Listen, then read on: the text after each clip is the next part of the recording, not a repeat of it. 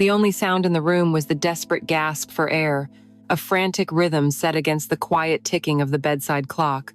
In the darkness, bodies tangled, slick with a sweat born from both fear and a feverish, undeniable passion. His fingers dug into the soft flesh of her hips, pulling her closer, even as his mind screamed for him to push her away. He could smell her, a dizzying mix of her floral perfume and the raw, musky scent of their shared sin. He leaned down, his lips brushing against her ear, his voice a ragged, broken whisper that was lost in the shadows. Clara. God, Clara, we have to stop. For a moment, her body tensed beneath his, a flicker of resistance, of shame. But then, it melted away, replaced by a wave of pure, unadulterated need. Her nails traced lines down his back, not in protest, but in a plea for more. No, she moaned, the word vibrating through him, a surrender that sealed their fate. Leo, don't stop, please. And he didn't. He couldn't. But this inferno, this all-consuming transgression, had not begun in a blaze. It started with the gentle fall of rain and a quiet knock on a solid oak door just 3 months prior. Leo stood on the porch, the gray Portland sky weeping around him. His jacket was damp, his spirit even more so. In one hand, he held the handle of a worn suitcase that contained the fractured remnants of his life. A failed relationship, a lost job, a future that had dissolved into mist. He was starting over, and this house, his brother Mark's house, was meant to be his sanctuary. The door swung open, and there she was, Clara, his sister-in-law. A warm smile instantly lit up her face, a stark contrast to the gloom of the day. Leo, you made it, she said, her voice like soft velvet. She stepped aside to let him in, and as he shuffled past, dragging his baggage and his ghosts with him, he caught the scent of jasmine and the sight of her eyes. They were kind, welcoming, but deep within them, he saw a flicker of something he recognized all too well, a quiet, lingering loneliness. In that moment, the house did not feel like a sanctuary. It felt like a trap, beautifully furnished and deceptively warm, a place where a lost man could very easily lose his way for good. The first few days in his brother's house felt like walking on a layer of thin ice. Leo would wake up in the guest room, the morning light filtering through blinds that were not his own, and for a disorienting moment, he wouldn't know where he was. The room was pleasant, painted a neutral beige, with a comfortable bed and an empty desk that seemed to mock his unemployment. It was a room designed for temporary stays, and he felt every bit the transient guest. Downstairs, the smell of fresh coffee would already be hanging in the air, a domestic aroma that felt both welcoming and alien. He would find Clara in the kitchen, a vision of calm efficiency, moving with a quiet grace as she prepared breakfast. "Morning, Leo. Sleep okay?" she would ask. Her smile genuine, yet there was a polite distance in her eyes. Mark would already be on his third cup of coffee, one hand holding his phone to his ear, the other scrolling through emails on his tablet. He'd give Leo a quick nod. "Hey bro, make yourself at home." But how could he? This wasn't his home. It was a carefully constructed world that belonged to two other people, a life he had been invited to observe from the sidelines. The three of them would sit at the large kitchen island, the silence punctuated by the clink of spoons against ceramic, and Mark's occasional, muffled, I see into his phone. The conversations were stilted, consisting of safe, shallow questions about Leo's job search or the weather. Leo felt like an intruder, a foreign object disrupting the natural orbit of their lives. He would eat quickly, offer to clean his plate, and then retreat back to the guest room, closing the door behind him with a quiet click that felt more like a seal on his isolation. Mark's presence, paradoxically, was what made the house feel the emptiest. He was a man in constant motion, a whirlwind of ambition. He left before the sun had fully risen and often returned long after it had set, his arrival announced by the jingle of keys and a weary sigh. Dinner together was a rare event, and when it did happen, Mark was often distracted, his mind still at the office. His conversation peppered with financial jargon that Leo didn't understand, and Clara seemed to have long since learned to tune out. His brother loved Clara, Leo knew that, but he showed it in grand distant gestures, a surprise weekend trip planned months in advance, an expensive piece of jewelry for her birthday. He was a provider, a protector, but he was rarely just a partner. His absence created a vacuum, a quiet, sprawling space that Leo and Clara were left to navigate together. And in that space, things began to shift, slowly, imperceptibly at first, like the turning of a tide. Leo's observations started innocently enough, the idle noticings of a man with too much time on his hands and a heart raw from a recent breakup. He was lonely, and he simply started to see her, really see her. He would be sitting on the sofa, feigning interest in a book, while she was in the adjoining kitchen preparing a meal. He'd watch her tie her long, chocolate brown hair up into a messy knot at the back of her head. The gesture was casual, thoughtless, but to Leo, it was a revelation. It exposed the pale, vulnerable nape of her neck, the delicate column of her throat, and the graceful slope of her shoulders. A few errant strands would always escape, curling softly against her skin, and he would feel a strange, tightening sensation in his chest, an urge to reach out and tuck them back into place. He would catch himself staring, his cheeks growing hot with a nameless guilt, and he'd force his eyes back down to the meaningless words on the page. The house had a long, narrow hallway upstairs connecting the bedrooms. It was a place of transit, not a destination, but it became a stage for these fleeting, charged moments. One afternoon, he was coming out of his room just as she was leaving hers. They met in the middle, and the space was suddenly too small for two people who were trying so hard to maintain a distance. He pressed his back against the wall to let her pass, his breath catching in his throat. As she squeezed by, her arm brushed against his chest, a whisper of contact through the thin fabric of his t-shirt. It was nothing, a completely accidental touch, but it sent a jolt through his system. And in that tiny shared space, he was enveloped by her scent. It wasn't perfume, not the kind you spray from a bottle. It was something more intrinsic, a clean, subtle fragrance of jasmine and warm skin that seemed to be a part of her very essence. He inhaled deeply, involuntarily, and the scent coiled itself in his memory. Long after she had descended the stairs, he stood there, his back against the wall, the ghost of her touch, and the lingering echo of her scent haunting the air around him. Clara taught yoga part-time at a small studio downtown. Sometimes, when she came home, she was still in her workout clothes. Leo would be in the living room, trying to look productive on his laptop, when she would walk in, her skin glowing with a healthy sheen of perspiration. The form-fitting leggings and tank top left nothing to the imagination.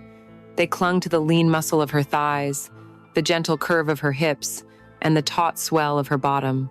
He saw the strength in her body, the elegant lines forged by years of discipline. One day, she came in and went straight to the fridge, pulling out a bottle of water. She leaned back against the counter, unscrewing the cap, and stretched her arms high above her head, a long, languid movement that arched her back and pushed her chest forward. The hem of her top rose slightly, revealing a tantalizing sliver of smooth, toned skin at her waist. Leo's mouth went dry. He felt like a voyeur, a creep, staring at his brother's wife with thoughts that felt like a betrayal. He knew it was wrong. This was Clara, the woman who made him tea when he felt down, the woman who listened patiently to his complaints about the job market. She was family, but his body didn't seem to care about the rules his mind was screaming. It only saw the woman, vibrant and beautiful and so incredibly close. He snapped his laptop shut with more force than necessary, the sound making her jump. "Sorry," he mumbled, just frustrated with this application. It was a lie, a weak attempt to cover the turmoil raging inside him. The sanctuary was beginning to feel more like a crucible, a place where his resolve was being tested by fire, and he was terrified that he was going to fail.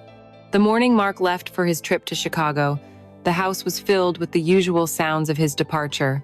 The sharp zip of his suitcase, the brisk click of his dress shoes on the hardwood floor, the automated, cheerful voice from his phone announcing that his ride was 5 minutes away. He moved with a sense of purpose, his mind already thousands of miles away, calculating profit margins and shareholder expectations. He gave Clara a quick practice kiss on the cheek, his lips barely grazing her skin. "I'll call you when I land," he said, the words a familiar refrain. He clapped Leo on the shoulder as he passed. "Hold down the fort, bro. Don't let her burn the place down." He winked, a flash of the easygoing brother Leo remembered, and then he was gone. The heavy front door clicked shut, the sound echoing through the suddenly cavernous space, and a profound, unnerving silence descended upon the house. It was a quiet so absolute that Leo could hear the hum of the refrigerator, the distant tick of the grandfather clock in the hall. He looked at Clara, who was still standing by the door, her hand resting on the knob. She seemed smaller, somehow, without Mark's whirlwind energy to fill the space around her. Their eyes met for a brief, awkward moment, a silent acknowledgement of their new reality. For the next 5 days, it would be just the two of them. That first day was a careful dance of avoidance.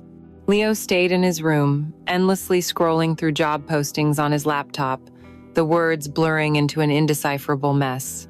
Clara busied herself with gardening, her movements visible through the window, methodical and focused. They were like two magnets turned to repel each other, acutely aware of the other's position within the house at all times.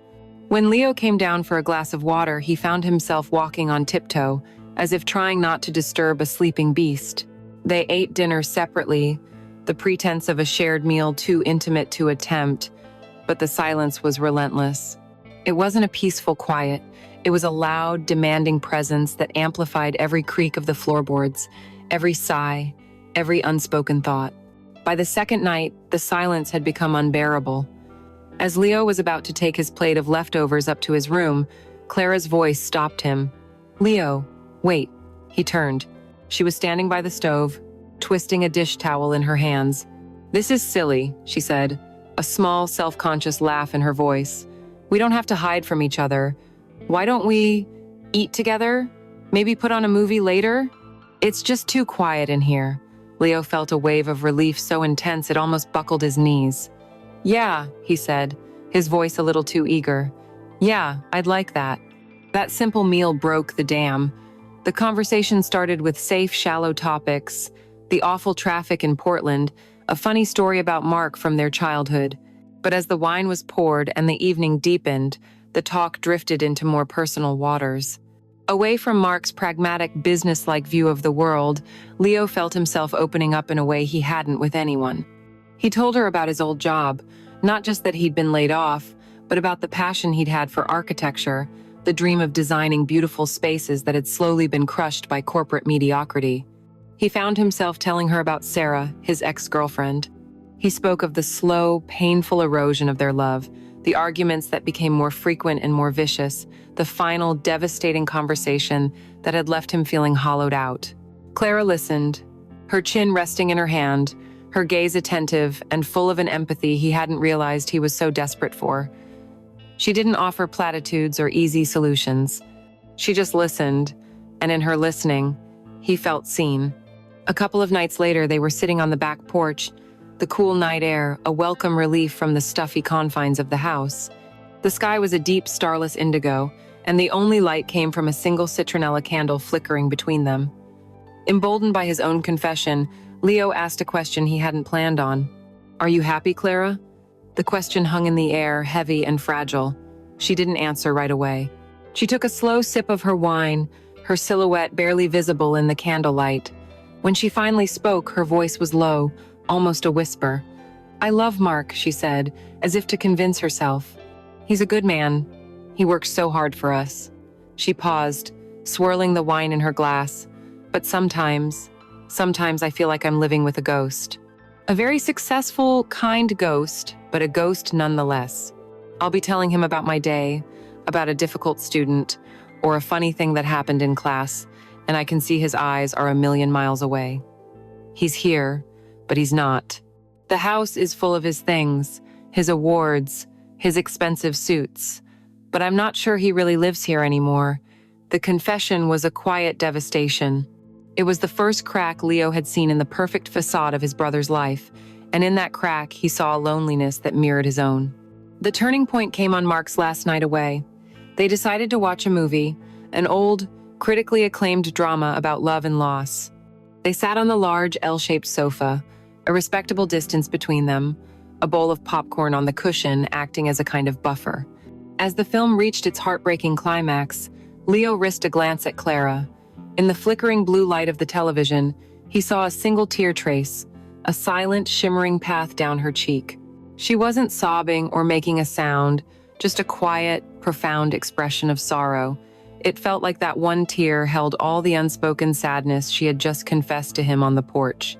An instinct, primal and protective, took over. He didn't think. He just acted. He reached out and placed his hand on her shoulder. His intention was purely one of comfort, a simple gesture to say, "I'm here." He could feel the soft knit of her sweater, and beneath it, the warmth of her skin. He felt the slight tremor that ran through her as she drew a shaky breath. He expected her to acknowledge the gesture with a nod, or perhaps pull away, the moment of connection over as quickly as it began. But she did neither. After a heartbeat of perfect stillness, she leaned into his touch.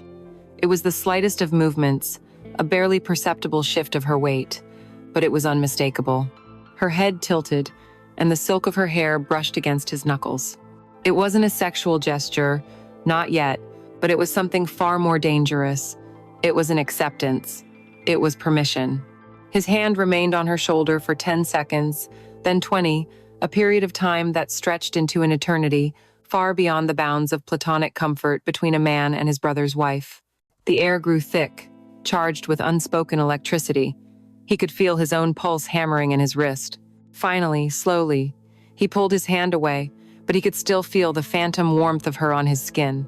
They sat in silence for the rest of the movie, the actors on the screen forgotten, each of them hyper-aware of the space between them, a space that was no longer empty, but filled with a new and terrifying possibility. The emotional boundary had been irrevocably breached. The air in the house had changed. After the shared confessions and the lingering touch on the sofa, the silence that fell between Leo and Clara was no longer one of awkwardness, but of a heavy, shared awareness. They moved around each other with a new, careful precision, like dancers who knew the steps to a forbidden routine. They spoke in safe, neutral tones, discussing the weather or the news, but underneath the placid surface of their words, a powerful current was pulling them closer. Every glance held a question. Every shared smile was tinged with a secret understanding.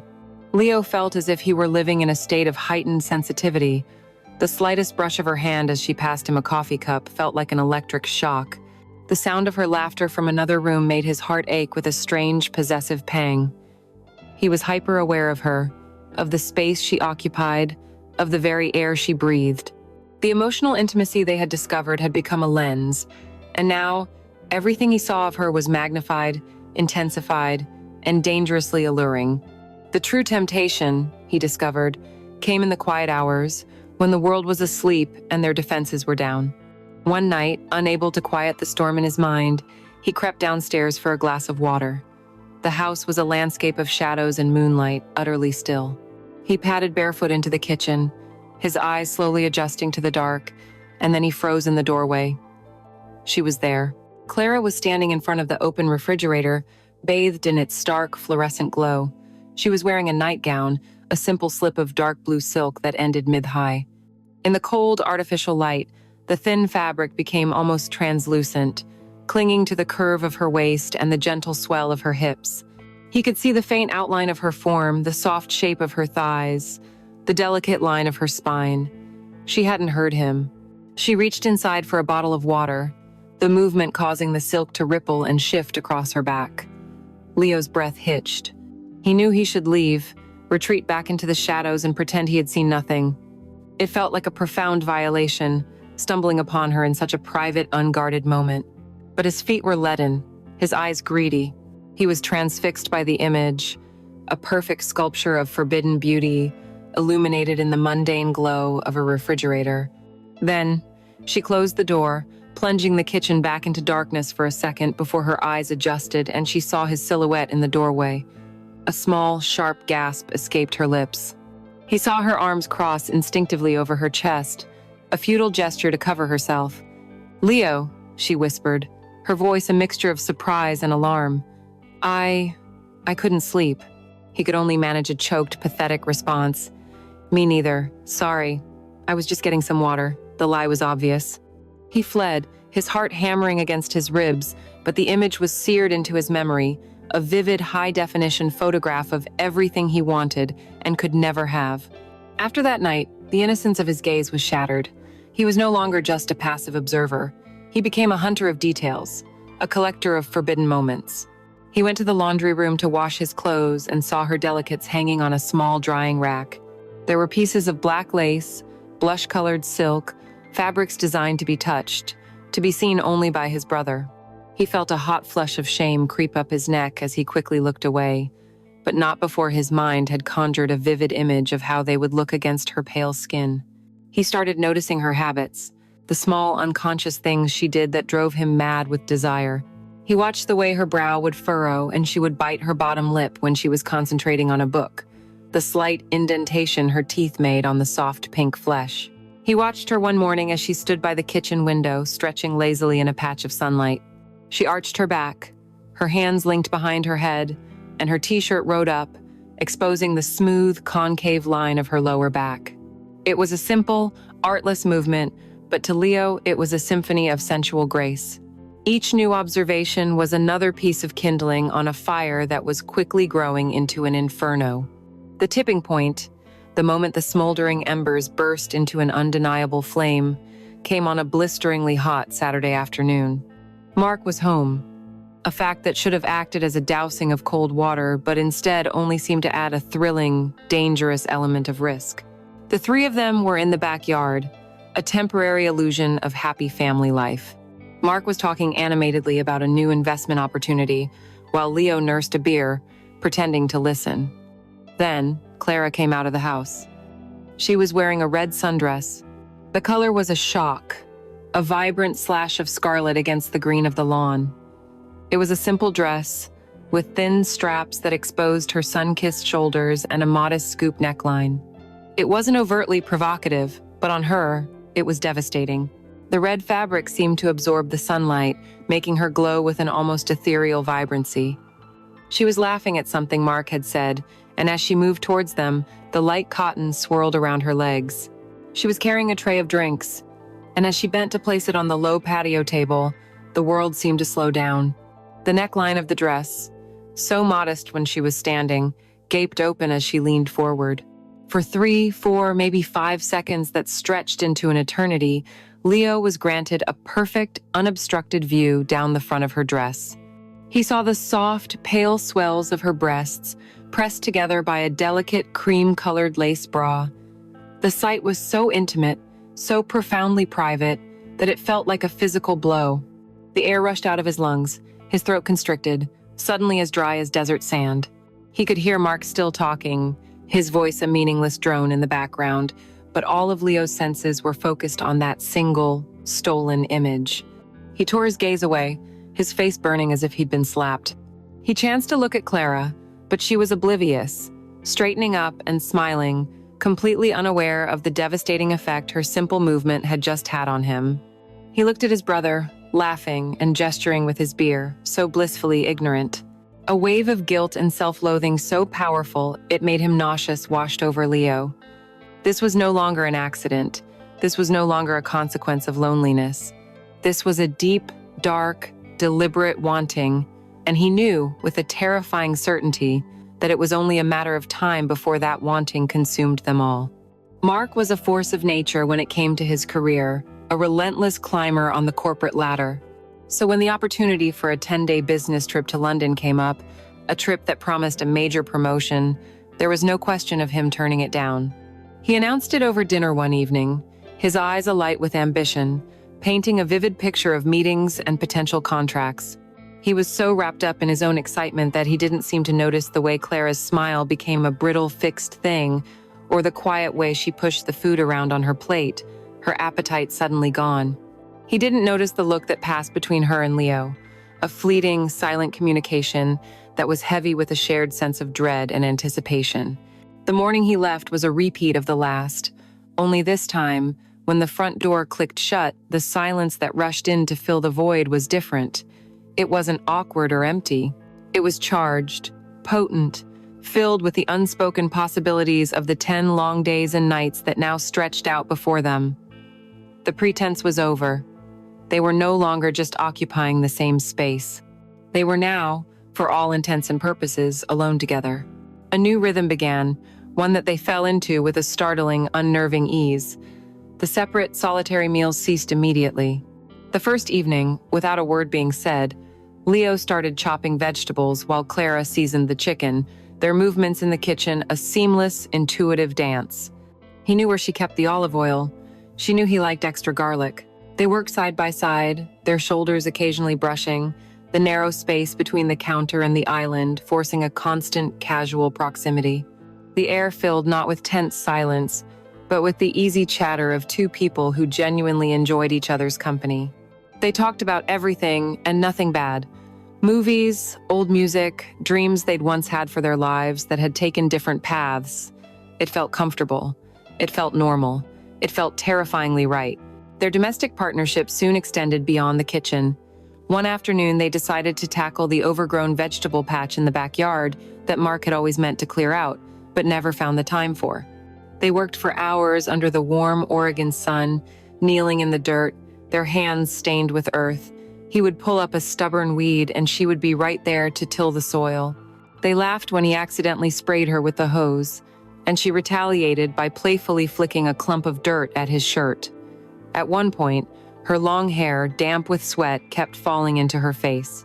"I can't see a thing," she grumbled, her hands too filthy to touch it. Before he even thought about it, Leo stepped behind her. "Here," he said, his voice softer than he intended. He gently gathered the heavy silk of her hair in his hands, his fingers brushing against the warm, sensitive skin of her neck. He heard her sharp intake of breath, felt her body go completely still. For a moment, he just held her hair, the texture of it, the scent of it filling his senses. He slowly, deliberately, twisted it into a makeshift knot and secured it. "There," he whispered, his lips unintentionally close to her ear. His hands dropped away, but the tingling sensation where his fingers had touched her skin remained, a phantom caress. "Thanks," she said, her voice barely audible, and she refused to meet his eyes. The touches became more frequent, blurring the line between accidental and intentional. When they went grocery shopping, they looked for all the world like a happy young couple. He pushed the cart and she paused in the cereal aisle, biting her lip in concentration. He reached past her to grab a box from the top shelf, his arm pressing against her back for a moment longer than necessary. He would place his hand on the small of her back to guide her through a crowded aisle. She, in turn, would let her hand rest on his forearm when she was laughing at one of his jokes. These were the small, intimate currencies of a couple, and they were spending them freely, running up a debt of betrayal that they both knew, on some level, they would eventually have to pay. They were building a world within a world, a fragile bubble of domestic bliss inside his brother's house, and the longer they stayed inside it, the more the real world outside, the world where she was his brother's wife, began to fade away. The confession, when it came, was quiet and devastatingly simple. It was late, on the 7th or 8th night of Mark's absence. A soft rain was falling outside, tapping a gentle rhythm against the window panes. They had just finished washing the dinner dishes together and were now sitting in the living room, the lamps turned down low, a vinyl record playing softly on Mark's expensive turntable. The atmosphere was thick, with a comfortable, peaceful intimacy. Clara was curled up on one end of the sofa, looking at him with a soft, melancholic expression. "You know, Leo," she began, her voice just above a whisper. "It's nice having you here. The house feels less empty." The words were simple, an honest expression of her loneliness, but they landed on him with the force of a physical blow. She wasn't just talking about the silence, she was talking about the emotional void Mark's ambition had created. He met her gaze, and in the warm, dim light, he saw all of her vulnerability laid bare. He could have given a simple, brotherly response. Of course, happy to help. But the truth was far more complicated than that. The truth was that this empty house had started to feel like the only place he belonged. He let the silence hang in the air for a moment before he spoke, his voice low and steady. "I feel the same way, Clara." He paused, letting the weight of his words settle. "It's easy being with you." He emphasized the word easy, and he knew she understood the implication. Life with her was effortless, a natural harmony, a stark contrast to the strife of his past and the strained politeness of her present. It was an admission of a dangerous truth, that in this forbidden space, they had found a sense of peace that was missing from their real lives. She didn't respond. She simply held his gaze, and in her eyes, he saw a mirror of his own conflicted heart, a mixture of fear, relief, and undeniable longing. The boundary was no longer just blurred, it had been erased. The rain came that night, a quintessential Portland downpour that started as a gentle patter and escalated into a relentless drumming against the roof and windows. It was a sound that seemed to insulate the house from the rest of the world, wrapping it in a cocoon of gray, watery sound. Inside, the living room was an island of warmth and low, golden light. A half-finished bottle of Cabernet sat on the coffee table, its deep red contents catching the lamplight like a liquid jewel. The quiet, melancholic notes of a lone piano drifted from the stereo. After their conversation a few nights before, the quiet admission of their mutual comfort, the atmosphere between Leo and Clara had become one of sustained, unbearable tension. The bubble of their domestic partnership had not burst. It had solidified, its surface now shimmering with a dangerous iridescence. They sat on the sofa, a respectable cushion's width between them, the space crackling with unspoken energy. The wine, which was meant to relax them, was only serving to fray their already worn inhibitions. The conversation, when it began, was different. They had exhausted the safe topics, the memories, the day-to-day trivialities. Tonight, lubricated by wine and isolated by the storm, they spoke of ghosts. Not of spirits, but of the ghosts of the lives they hadn't lived. Leo talked about the person he was supposed to be, the ambitious young architect who sketched bold, innovative designs in the margins of his notebooks.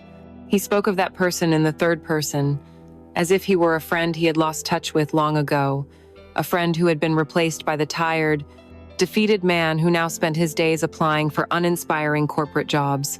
Clara, in turn, spoke of her own specters. She confessed a long-dormant dream of living in Spain, of learning flamenco, of opening a tiny yoga studio by the sea. Mark thinks it's a silly fantasy, she said, a sad smile playing on her lips as she stared into her wine glass. He's practical. He calls it my escape plan. She didn't say it with resentment, but with a profound, weary resignation. They were two people adrift in their own lives, confessing their secrets to the only other person in their isolated lifeboat.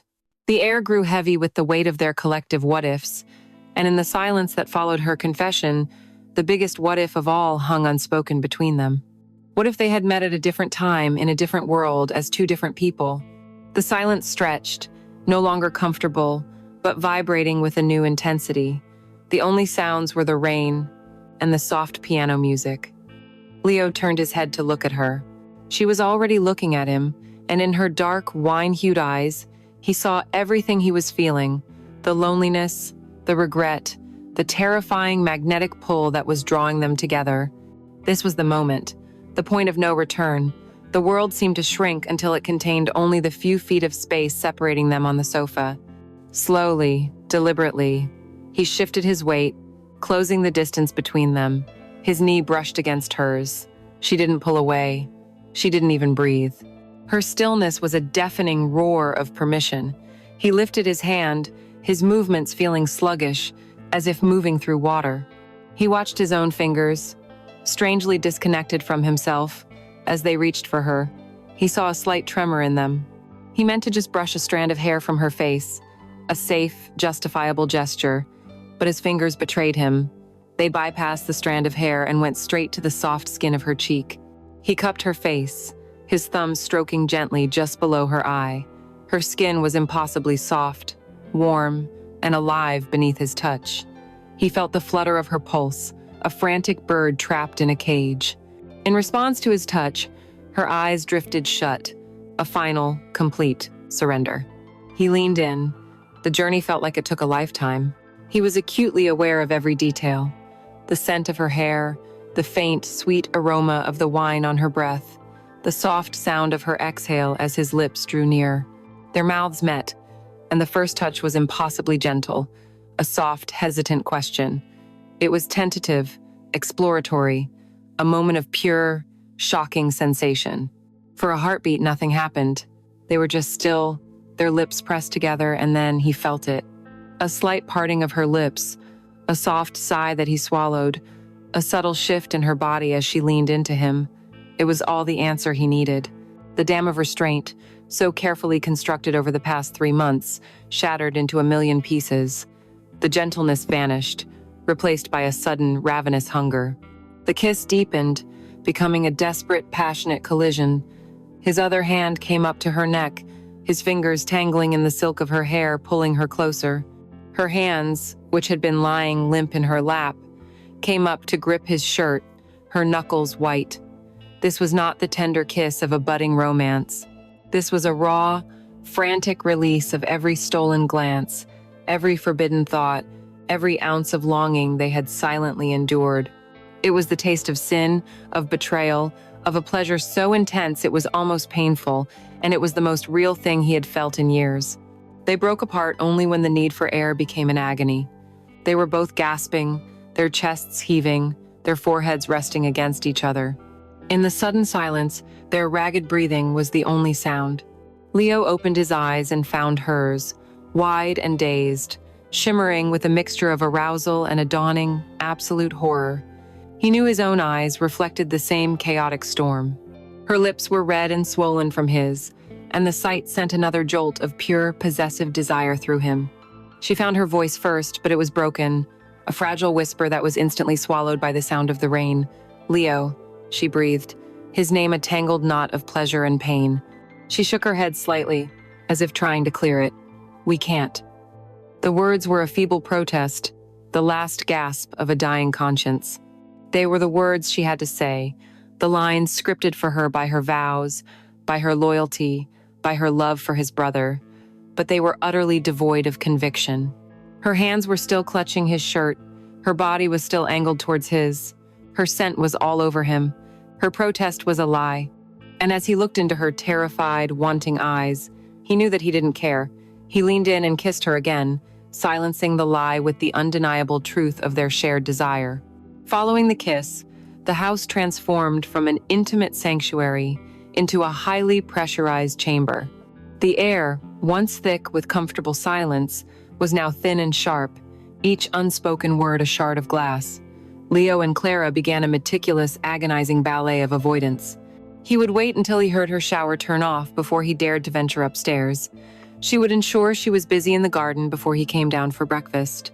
If they accidentally crossed paths in the hallway, their eyes would dart to the floor, to the walls, to anywhere but each other, a frantic, silent acknowledgement of the memory that now burned between them.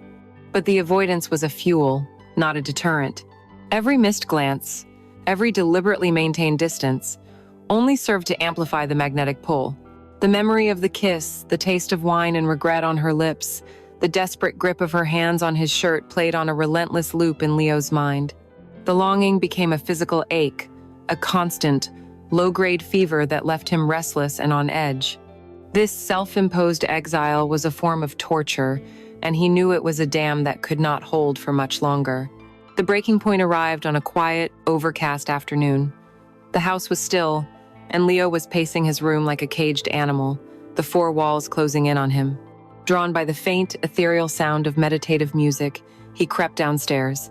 He peered into the living room, and the sight that greeted him stopped his heart. Clara was on her yoga mat in the center of the room, her body a study in controlled, fluid grace.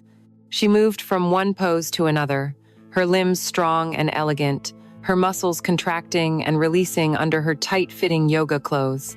Leo stood in the doorway, hidden in the shadows, a silent voyeur. He watched, mesmerized, as she arched her back into a perfect wheel pose, her body a beautiful, vulnerable bridge. He watched her fold into herself, a posture of surrender.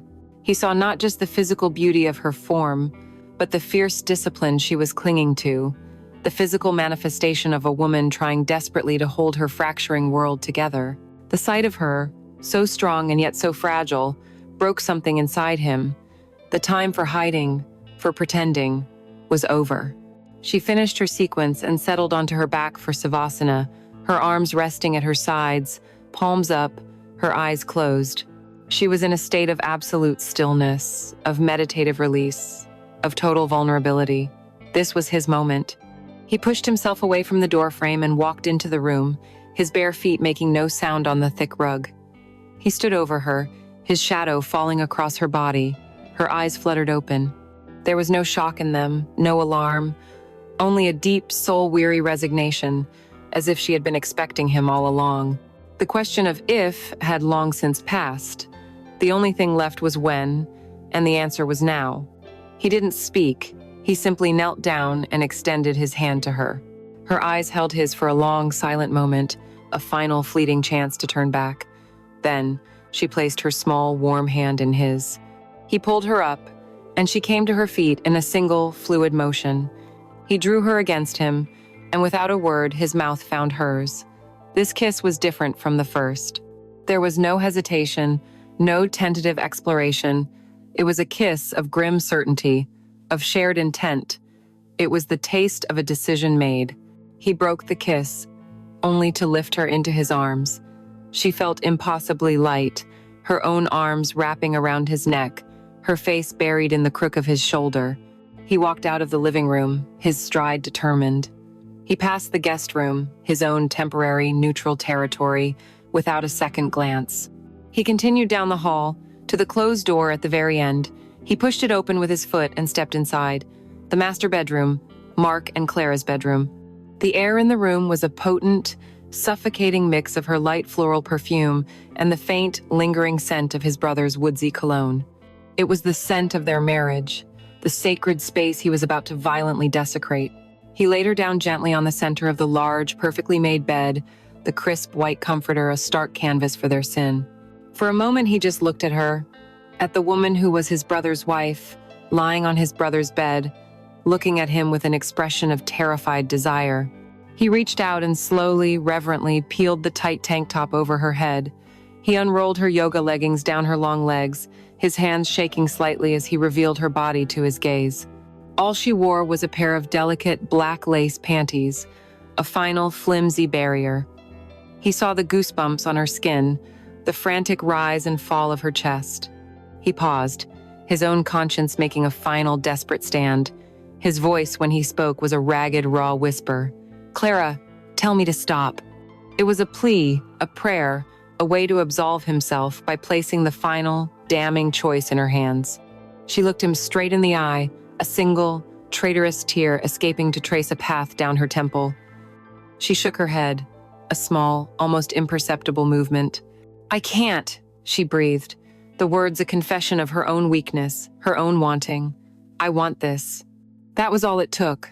The last thread of his restraint snapped. He came down on the bed, his mouth capturing hers as his hands worked to remove the final piece of lace. The symphony of their transgression began. It started with her soft, conflicted whispers against his skin. "Leo, no. This is wrong. We shouldn't." But her words were lies, betrayed by the arch of her back, by the way her fingers dug into his shoulders, pulling him closer. Her protest soon dissolved, melting into the heat of the moment, the syllables breaking apart and reforming as soft, breathy moans of undeniable pleasure. "Oh God," she gasped, her head thrashing on the pillow. "Leo, right there. Yes." The sounds she made were a mixture of pain and ecstasy, of guilt and glorious release. He was lost in a purely sensory world, the feel of her smooth, warm skin under his hands, the intoxicating scent of her arousal mingled with her perfume, the taste of salt and desire on her lips.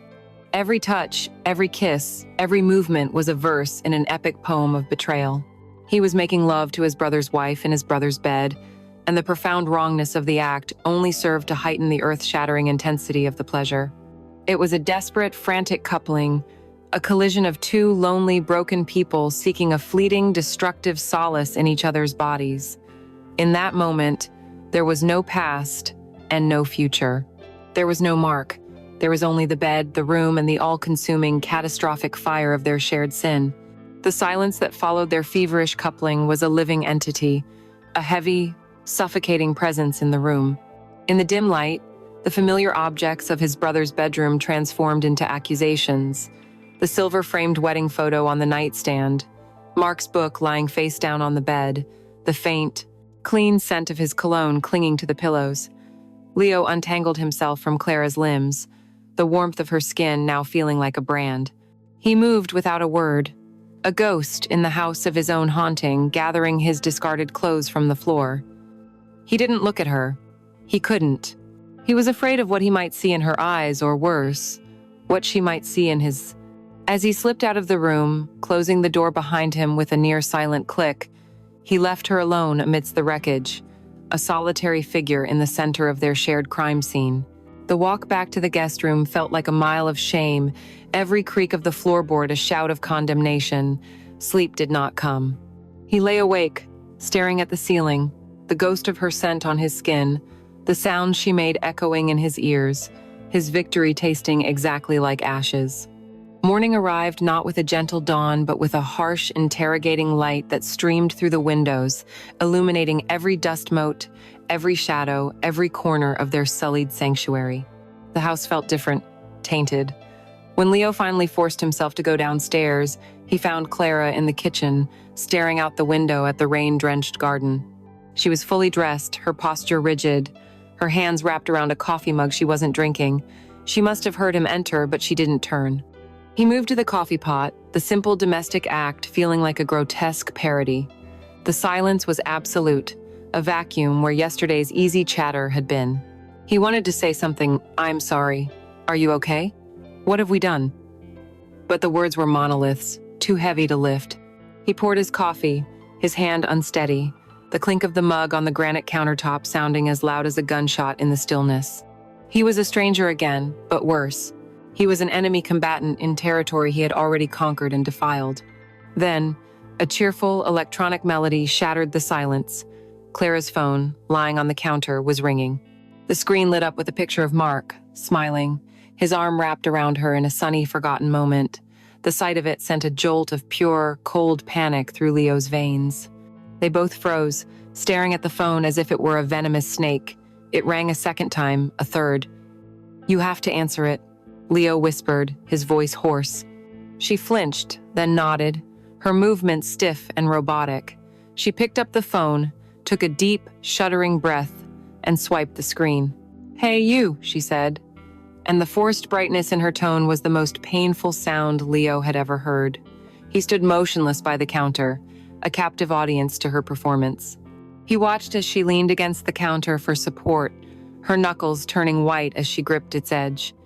He heard the tinny, distant sound of his brother's cheerful, oblivious voice. Clara would nod, murmur, "Mm-hmm," and force a laugh that sounded like breaking glass. "No, everything's fine here," she said, the lie tasting like poison in the air. "Just quiet." Leo felt a wave of nausea. He was watching her lie to her husband, his brother, because of him. The full weight of his betrayal crashed down on him, not as a vague concept, but as a visceral, gut-wrenching reality. The call ended with Clara promising to call back later, her voice cracking on the final, "I love you too." She hung up and stood completely still for a moment, her back to him. Then her shoulders began to shake, and a low, strangled sob escaped her lips. She didn't turn around, as if she were too ashamed to let him see her face. The promise they made to each other in the aftermath was desperate and futile. "This can't happen again, Leo," she whispered to the window pane, her voice thick with tears. "It was a mistake. A terrible, terrible mistake." "I know," he said, his own voice hollow. "It won't, I swear." They were comforting lies, a flimsy shield they tried to erect against the monstrous truth of what they had become.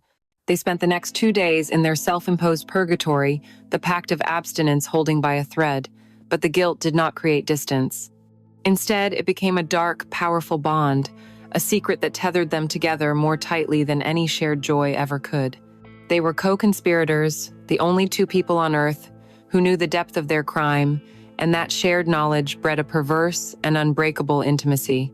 The memory of their passion became a siren's call, a promise of a momentary escape from the crushing weight of their conscience. The guilt was a constant, grinding pain, and they soon discovered there was only one anesthetic that worked: the sin itself. The relapse was not gentle or passionate. It was brutal, silent, and desperate.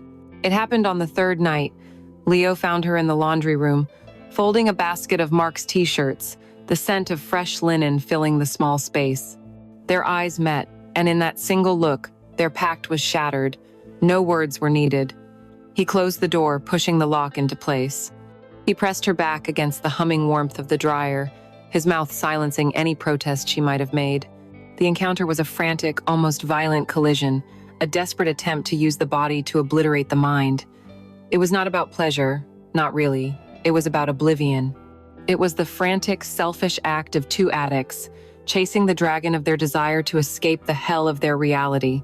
They didn't speak a word. The only sounds were the hum of the machine, the rustle of clothes, and their own ragged, desperate breaths. Afterwards, there was no tenderness, only a deeper layer of shame. He left her there, just as he had in the bedroom. A new, destructive pattern had been forged in the crucible of their guilt. The affair was no longer a single, catastrophic event. It had become a compulsion, a dark, insatiable hunger. They were caught in a vicious, inescapable cycle where the sin was the only cure for the shame, and the shame only made them crave the sin more. Their pact of abstinence was a house of cards in a hurricane, obliterated by the first gust of their compulsive need. In the days that followed Mark's trip, the affair mutated. The initial storm of guilt, while still present, receded to a low, ominous rumble on the horizon. In its place grew a wild, reckless desperation, the fear of being discovered, which common sense dictated should be a deterrent, perversely twisted into an essential component of their arousal. The sin was no longer enough. It had to be seasoned with risk, the thrill of potential exposure adding a sharp, metallic taste to their encounters. They were no longer simply two people succumbing to passion. They were thrill seekers, pushing the boundaries of their betrayal to see how far they could go before the world came crashing down. The secrecy that had once been a shield was now a weapon they turned upon themselves, using it to carve out moments of frantic, dangerous pleasure in the very heart of the life they were systematically destroying. The second great transgression happened not under the forgiving cloak of darkness, but in the bold, unforgiving light of a Tuesday afternoon. Sunlight streamed through the large picture window in the living room, illuminating the space with an almost clinical clarity, leaving no shadows for them to hide in. Clara was lounging on the sofa, ostensibly reading a novel, but her choice of attire was a deliberate, silent invitation. She was wearing one of Mark's white Oxford shirts. On his larger frame, it was a simple dress shirt. On her, it was in scandalously short makeshift dress, the sleeves rolled up to her elbows, the collar unbuttoned just enough to hint at the hollow of her throat. Beneath it, as Leo knew instinctively, she wore nothing but a pair of simple cotton panties. She was a living, breathing embodiment of her infidelity, draped in the very symbol of the man she was betraying. When Leo walked into the room and saw her, the book resting on her stomach, her long legs bare, the sight hit him like a physical blow. The shirt was an act of aggression, a claim. She was marking her territory, and he was the trespasser she was inviting in. He moved toward her, his earlier intention of grabbing a drink from the kitchen completely forgotten.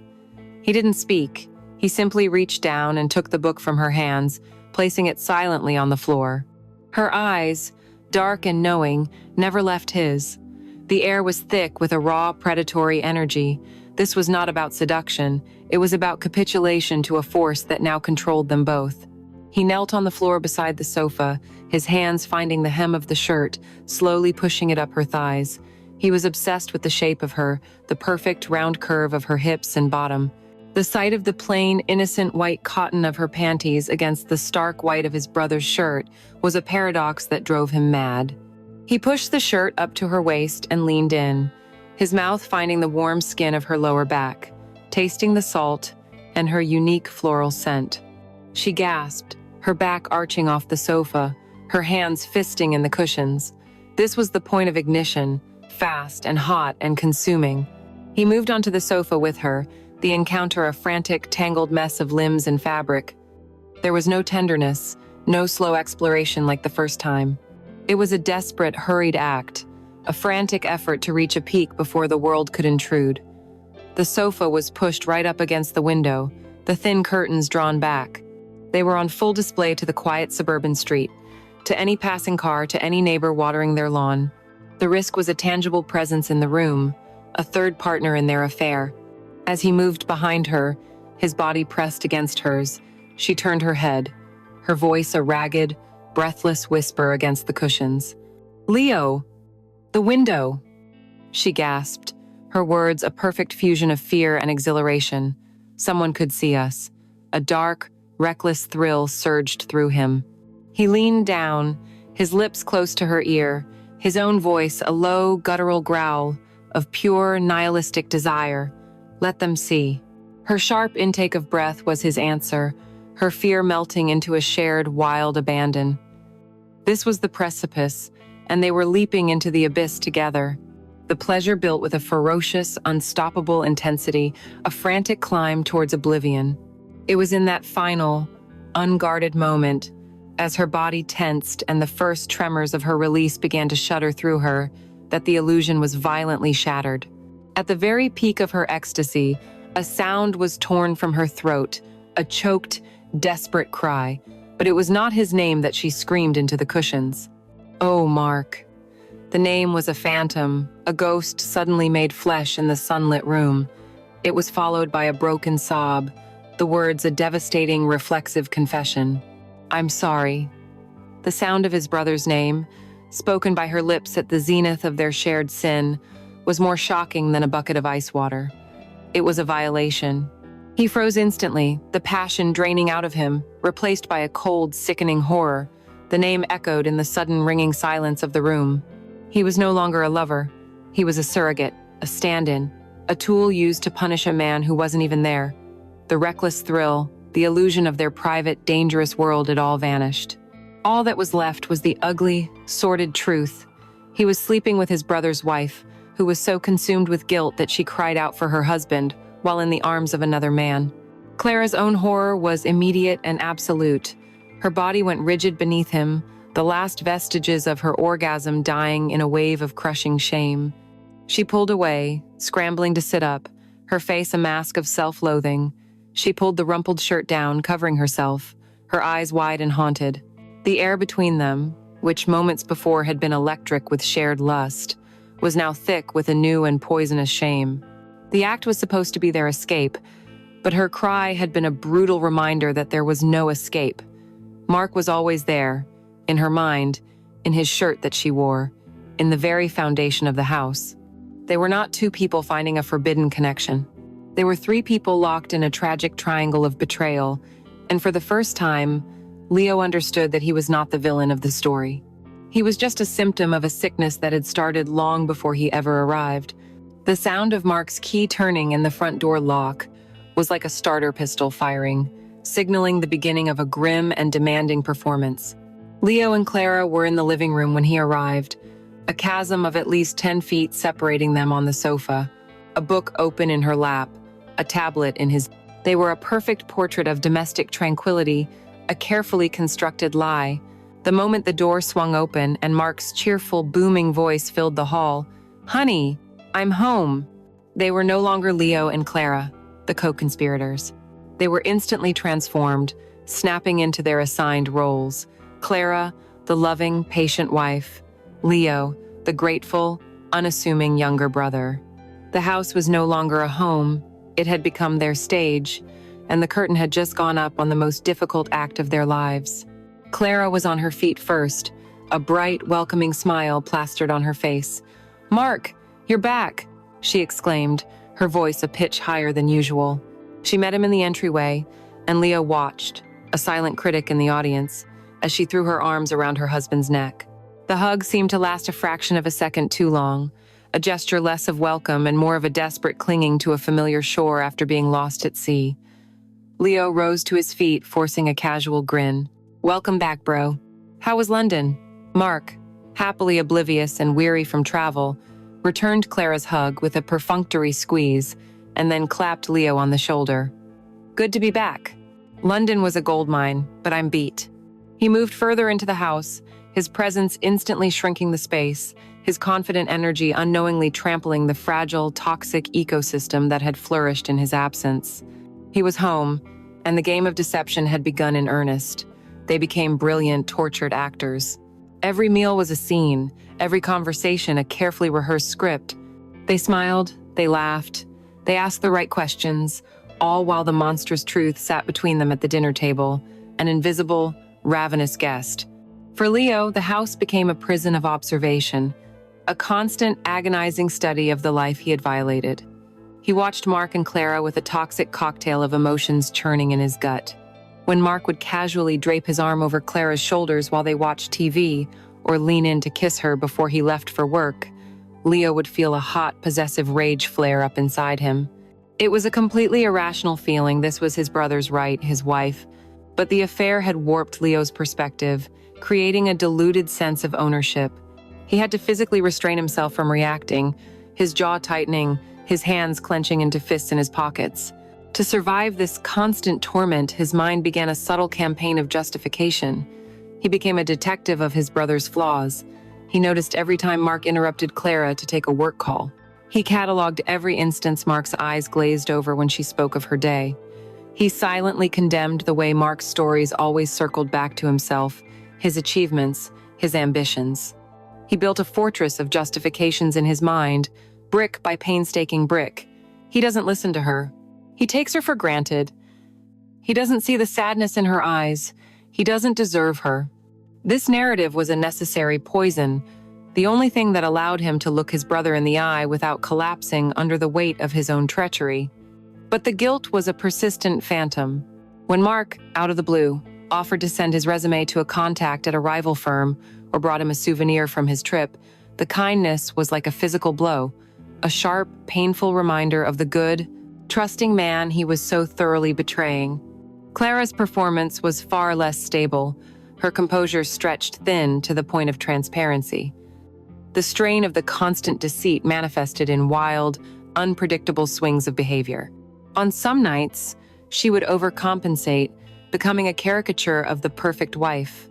She'd cook elaborate meals, hang on Mark's every word with a desperate, focused intensity, and initiate affection with a fervor that felt almost frantic. She would touch him constantly, a hand on his arm, her fingers tracing the back of his neck as if trying to physically reaffirm a bond she knew she had already severed. Watching this, Leo felt a profound sickness. He was watching the woman he desired desperately try to love the husband she was betraying, and the performance was for an audience of one, her own guilty conscience. On other days, the mask would slip, and the pressure would find release in sudden, inexplicable flashes of anger. Mark might leave a wet towel on the bed, a minor offense he'd always been guilty of, and she would lash out with a fury that was utterly disproportionate. "Do I have to pick up after you like a child, Mark? Is that too much to ask?" She would snap, her voice dripping with a venom that had nothing to do with the towel. These outbursts would leave Mark bewildered and hurt, apologizing for an infraction he didn't understand, while Leo, the silent observer, knew he was witnessing the shrapnel from an explosion that had happened in another room, on another day, with another man. Her nerves were shot. She lived in a state of low-grade paranoia, jumping every time the phone rang, her eyes darting to Leo with a flicker of panic if Mark asked an innocent question about their time alone. The lies were constant, not just in their words, but in their every action, in the very air they breathed. The house was no longer a home. It was a stage set for a tragedy, and the actors were slowly, surely, losing their minds. Mark was not a fool. He was a man whose entire career was built on reading people, on detecting subtle shifts in the market, on seeing the patterns that others missed. His flaw was not a lack of perception, but a lack of attention. For weeks, his focus had been elsewhere, on London, on promotions, on multi-million-dollar accounts. But now, he was home, and he started to watch. His suspicion did not announce itself with loud accusations or angry questions. It was a quiet, creeping thing, a change in the atmospheric pressure of the house. His gaze would linger a moment too long when he saw Leo and Clara in the same room. His cheerful, booming energy was replaced by a watchful stillness. He started asking questions that were casual on the surface but held a sharp, probing edge. "You two seem to have become good friends," he commented one evening, his eyes not on the television but on their reflections in its dark screen. The statement hung in the air, both an innocent observation and a thinly veiled cross-examination. Under this new, silent scrutiny, the strain of their performance began to show, and they started making mistakes. The carefully constructed wall of their deception began to show hairline cracks. One morning, Clara served coffee and instinctively remembered to add an extra dash of cinnamon to Leo's cup without asking. "It's how you like it," she'd said with a small smile, a reflex born from the intimacy of their time alone. She froze a second later, the color draining from her face as she realized her error in front of Mark. It was a tiny detail, a domestic intimacy that a sister-in-law would have no reason to know. Mark said nothing, but he looked from the cup to Clara's panicked face, and Leo saw him file the moment away. Another time, they were telling Mark a story about a movie they'd supposedly watched, and their timelines didn't match. Leo said it was on a Tuesday, Clara said it was a Wednesday. It was a clumsy, amateurish error, the kind of mistake liars make when they haven't rehearsed, and the flicker of annoyance in Mark's eyes was unmistakable. The house became a minefield of potential missteps. They stopped speaking to each other unless it was absolutely necessary, their silence a stark and damning contrast to the easy camaraderie they now had to pretend they'd built. The tension was a thick, suffocating fog that filled every room, making it hard to breathe. The end of the charade came on a Thursday afternoon. Mark had a series of late meetings and had said he wouldn't be home until after 7. The promise of a few hours of reprieve, a short break from the relentless performance, had made them careless. The constant pressure had frayed their nerves to the breaking point, and in the quiet of the empty house, they had sought a moment of their forbidden solace. It wasn't a passionate, desperate encounter. It was something quieter and far more damning in its intimacy. Clara was standing at the kitchen counter, her shoulders slumped, her head in her hands, overwhelmed by the anxiety of their situation. Leo had come to stand behind her, not to seduce her, but to comfort her. He had wrapped his arms around her from behind, pulling her back against his chest. His hand rested possessively on her hip, his thumb stroking back and forth in a slow, soothing rhythm that spoke of deep familiarity. He had buried his face in her hair, whispering words of reassurance, his voice a low, intimate murmur. For a brief, stolen moment, they were not the adulterers, but simply two people finding comfort in a storm of their own making. It was a portrait of a husband comforting his wife.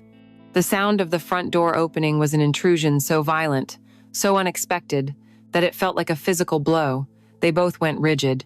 Mark, it couldn't be. It was barely 5 o'clock. His meeting must have been canceled. They sprang apart, a clumsy, frantic explosion of movement, their faces a shared mask of pure, unadulterated panic. But it was too late. He was already there, standing in the wide doorway of the kitchen, his briefcase still in his hand. He wasn't yelling. He wasn't moving. He was just standing there, perfectly still, his face pale. He was taking in the scene before him, his wife and his brother, standing far too close in the middle of his kitchen, the guilty, panicked energy radiating off them in palpable waves. His eyes, cold and analytical, flickered from Leo's face to Clara's, and then down to the space on her hip where Leo's hand had just been. He saw it all. In that one, silent, devastating moment, all the little details, all the strange glances and clumsy lies of the past weeks, snapped into a perfect, horrific alignment. A silence so profound it seemed to suck the very air from the room descended. It stretched for an eternity. Leo's heart was a wild, panicked drum against his ribs. He couldn't breathe. He couldn't think. There was nothing to say, no lie big enough to cover this. When Mark finally spoke, his voice was not the roar of rage they had expected. It was something infinitely worse. It was a quiet, dead, hollow sound, completely devoid of any emotion at all. What's going on here? The question was a simple one, but it was the heaviest thing Leo had ever heard. Clara, in a final, desperate act of self-preservation, grasped for a lie, any lie. Her voice came out as a high, reedy squeak. Nothing. Mark, nothing. Leo was just... He was helping me get a jar from the top shelf. The lie was pathetic. It was transparent. It was an insult. The jar was on the counter, well within her reach. Mark's gaze flickered to the jar, and then back to their faces. He didn't dignify the lie with an argument. He didn't raise his voice. He simply held their gaze, and in his eyes, they saw the full, terrible extent of their betrayal finally reflected back at them. A slow, deliberate nod was his only response. It was a nod of grim understanding, of a final, terrible confirmation. The charade was over, the stage was in ruins, and the three of them stood silently in the rubble, waiting for the final curtain to fall. The explosion Leo had braced for never came. There was no shouting, no shattered plates, no righteous roar of a betrayed husband. What followed was far worse. Mark retreated into a silence so cold, so absolute. It was a tangible entity in the house. He did not confront them. He did not demand answers. He simply erased them. He began to move through the house as if they were invisible, his gaze passing right through them as if they were made of glass. He spoke only when direct questions were unavoidable, and his answers were clipped, toneless monosyllables. He had chosen a form of punishment more profound and more cruel than any physical violence. He forced them to live, every second of every day, in the cold, dead space where his love and trust used to be. The house, once a stage for their lies, became a tomb. Meals were eaten in a silence so heavy Leo could hear the blood pounding in his own ears. The air was thick with unspoken accusations, with the ghosts of what had been said and the horror of what had been done. It was a masterful, silent torture, and it was utterly unbearable. Leo knew he had to leave. His presence was a constant, festering wound in the heart of the home, and there was no hope of it ever healing as long as he remained. His departure, like the affair itself, happened in the dead of night. He packed his single, worn suitcase, the same one he had arrived with, the soft zip of the bag sounding like a scream in the stillness of the house. Each item he packed: a shirt she had once complimented, a book she had recommended, was a small, painful reminder of the intimacy they had stolen. As he carried his bag into the darkened hallway, a shape detached itself from the shadows by the stairs. It was Clara. She was waiting for him, a sentinel at the end of their disastrous journey. In the faint moonlight filtering through a nearby window, he could see her face was pale, her eyes hollowed out by sleepless nights and unshed tears. The passion that had once burned between them was gone, leaving only the cold ashes of regret. There were no grand declarations, no whispered promises of a future together. The fantasy had been incinerated by the harsh reality of their consequences. "I'm sorry, Clara," he whispered, his voice cracking in the quiet hall. "For everything." She gave a small, defeated nod, her gaze fixed on the floor. "I'm sorry too, Leo." The two apologies were a pathetic, insufficient offering for the monumental wreckage they had created. They were sorry for the lies, for the betrayal, for the obliteration of a good man's trust, and for the destruction of their own integrity. For a moment, their hands brushed in the darkness, a fleeting ghost of a touch, and then he turned and walked to the door. He didn't look back. He opened it, stepped out into the cool, damp night, and closed it gently behind him, sealing the tomb on the life he had helped to bury. He walked away down the quiet suburban street, leaving behind a fractured home and a marriage whose future was a terrifying, gaping unknown. Months bled into a bleak, featureless winter. Leo found a small apartment on the other side of the country, a sterile, anonymous box where he tried to outrun the ghosts that followed him. He found a job, he paid his bills, he went through the motions of a life. Then, a week before Christmas, a single envelope arrived in his mailbox. It was a holiday card, cheerful and red, a stark, almost mocking contrast to the gray landscape of his existence. His brother's familiar, confident handwriting was on the front. His hands trembled as he opened it. Inside, there was a photograph. It was Mark and Clara, standing in front of a magnificently decorated Christmas tree. They were both smiling, wide, perfect smiles for the camera, but their eyes were vacant. They were the eyes of hostages, of strangers forced to pose together, utterly devoid of warmth or light.